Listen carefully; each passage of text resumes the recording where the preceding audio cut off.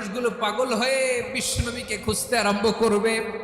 সবাই মিলে বিশ্বনবীর কাছে যেয়ে বলবে, ইয়া রাহমাতাল লিল আলামিন, ইয়া খাতামান নবীন, রাহমাতাল লিল আলামিন।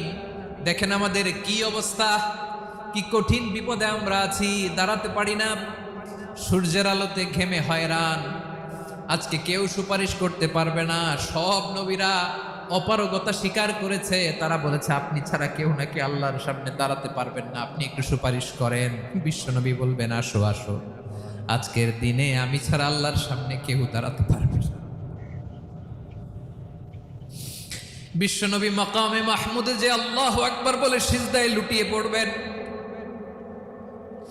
আল্লাহ রাব্বুল আলামিন বিশ্বনবীকে এমন কিছু চমৎকার শব্দ শিখাবেন, ওই শব্দগুলো দিয়ে আল্লাহর প্রশংসা করে বিশ্বনবী কাঁদতে আরম্ভ করবেন। বিশ্বনবী এমন ভাবে অজর দ্বারায় সিজদায় লুটিয়ে পড়ে কাঁদবেন, রব্বুল আলামিনের